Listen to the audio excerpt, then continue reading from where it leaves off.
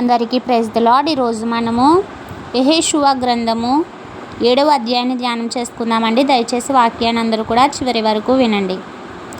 శపితమైన దాని విషయములో ఇశ్రాయేలీయులు తిరుగుబాటు చేసిరి.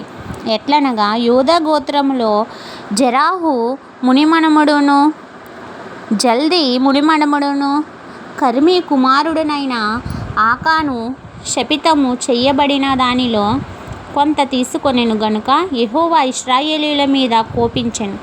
యెహోషువ, మీరు వెళ్ళి దేశమును వేగు చూడుడని చెప్పి బేతేలు తూర్పు దిక్కున బెతావేను దగ్గరనున్న హాయి అను పురమునకు యెరికో నుండి వేగుల వారిని పంపగా వారు వెళ్ళి హాయి పురమును వేగు చూచి యెహోషువ యొద్దకు తిరిగి వచ్చి, జనులందరినీ వెళ్ళనీయకుము, 2-3 వేల మంది వెళ్ళి హాయిని పట్టుకొని వచ్చును. జనులందరూ ప్రయాసపడి అక్కడికి వెళ్ళనేలా, హాయి వారు కొద్దిగానున్నారు కదా అనిరి. కాబట్టి జనులలో ఇంచుమించు 3,000 మంది అక్కడికి వెళ్ళిరి గాని వారు హాయి వారి ఎదుట నిలవలేక పారిపోయిరి. అప్పుడు హాయి వారు వారిలో 36 మనుష్యులను హతం చేసిరి మరియు తమ గవిని యొద్ద నుండి షెబారీము వరకు వారిని తరిమి మోరాదులో వారిని హతం చేసిరి. కాబట్టి జనుల గుండెలు కరిగి నీరైపోయాను. యెహోషువ తన బట్టలు చింపుకొని తానును ఇశ్రాయేలీయుల పెద్దలను సాయంకాలం వరకు యెహోవా మందసము ఎదుట నేల మీద ముఖములు మోపుకొని తమ తలల మీద ధూళి పోసుకొనుచు, అయ్యో ప్రభువా యెహోవా, మమ్మను నశింపచేయునట్లు అమోరీయుల చేతికి మమ్మను అప్పగించుటకు ఈ జనులను ఈ యొర్దాను నీవెందుకు దాటించితివి? మేము యొర్దాను అవతల నివసించుట మేలు. ప్రభువా కనికరించుము. ఇశ్రాయేలీయులు తమ శత్రువుల ఎదుట నిలవలేక వెనుకకు తిరిగినందుకు నేనేమి చెప్పగలను? కానానీయులను ఈ దేశ నివాసులందరూ విని మమ్మను చుట్టుకొని మా పేరు భూమి మీద ఉండకుండా తుడిచివేసిన ఎడల ఘనమైన నీ నామమును గూర్చి నీవేమి చేయుదు అని ప్రార్థింపగా యెహోషువతో ఇట్లనెను, లెమ్ము, నీవేళ ఇక్కడ ముఖము నేల మోపికొందువు. ఇశ్రాయేలీయులు పాపము చేసి ఉన్నారు. నేను వారితో చేసిన నిబంధనను వారు మీరి ఉన్నారు.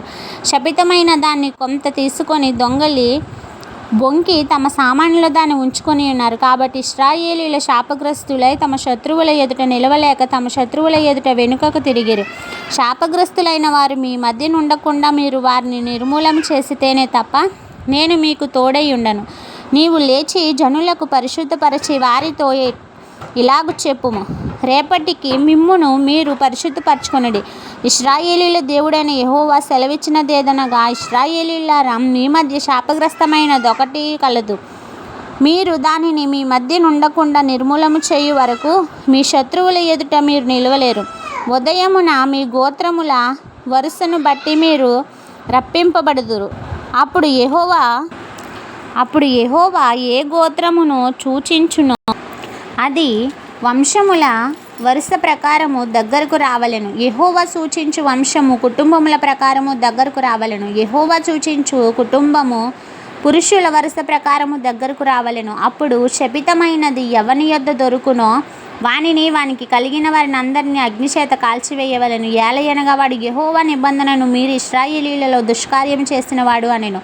కాబట్టి యెహోషువ ఉదయమున లేచి ఇశ్రాయేలీయులను వారి గోత్రముల వరుసను బట్టి దగ్గరకు రప్పించినప్పుడు యూదా గోత్రపు పట్టబడెను. యూదా వంశమును దగ్గరకు రప్పించినప్పుడు జెరాహీయుల వంశము పట్టబడెను. జెరాహీయుల వంశము పురుషుల వరుస దగ్గరకు రప్పించినప్పుడు జబ్ది పట్టబడెను. అతడును అతని ఇంటి పురుషుల వరుసను దగ్గరకు రప్పింపబడినప్పుడు యూదా గోత్రములోని జెరాహు మునిమనముడును, జబ్ది మునిమనముడును, కర్మీ కుమారుడనైన ఆకాను పట్టబడెను. అప్పుడు యెహోషువ ఆకానుతో, నా కుమారుడా, ఇశ్రాయేలు దేవుడైన యెహోవాకు మహిమను చెల్లించి ఆయన ఎదుట ఒప్పుకొని నీవు చేసిన దానిని మరుగు చెయ్యక నాకు తెలుపమని నిన్ను వేడుకొనుచున్నానని చెప్పగా, ఆకాను యెహోషువతో, ఇశ్రాయేలీయుల దేవుడైన యెహోవాకు విరోధముగా నేను పాపము చేసినది నిజము. దోపుడు సొమ్ములో ఒక మంచి షీనారు పై వస్త్రమును, 200 తులముల వెండిని, 50 తులముల ఎత్తుగల ఒక బంగారు కమ్మిని నేను చూచి వాటిని ఆశించి తీసుకొంటిని. అదిగో, నా డేరా మధ్య అవి భూమిలో దాచబడి ఉన్నవి. ఆ వెండి దాని క్రింద ఉన్నదని ఉత్తరమిచ్చి తాను చేసినదంతా ఒప్పుకొనెను. అప్పుడు యెహోషువ దూతలను పంపగా వారు ఆ డేరా యొద్దకు పరిగెత్తి చూచినప్పుడు అది డేరాలో దాచబడి ఉండెను. ఆ వెండి దాని క్రింద నుండెను. కాబట్టి వారు డేరా మధ్య నుండి వాటిని తీసుకొని యెహోషువ యొద్దకును ఇశ్రాయేలీయుల యొద్దకును తెచ్చి యెహోవా సన్నిధిని ఉంచిరి. తరువాత యెహోషువయు ఇశ్రాయేలీయులందరూ జెరహు కుమారుడైన ఆకానును ఆ వెండిని, ఆ పై వస్త్రమును, ఆ బంగారు కమ్మిని, ఆకాను కుమారులను కుమార్తెలను, ఎద్దులను, గాడిదలను, మందను, డేరాను, వానికి కలిగిన సమస్తమును పట్టుకొని ఆకోరు లోయలోనికి తీసుకొని వచ్చిరి. అప్పుడు యెహోషువ, నీవేళ మమ్మను బాధపరిచితివి? నేడు యెహోవా నిన్ను బాధపరుచుననగా ఇశ్రాయేలీయులందరూ వానిని రాళ్లతో చావకొట్టిరి. వారిని రాళ్లతో కొట్టిన తరువాత అగ్నిచేత కాల్చి వారి మీద రాళ్లను పెద్ద కుప్పగా వేసిరి. అది నేటి వరకు ఉన్నది. అప్పుడు యెహోవా కోపోద్రేకము విడిచిన వాడే మల్లుకొనెను. అందుచేతను నేటి వరకు ఆ చోటికి ఆకోరు లోయ అని పేరు. ఇంతటితో ఈ పరిశుద్ధ వాక్యం మనలందరినీ దీవించి ఆశీర్వదించునుగాక. ఆమేన్.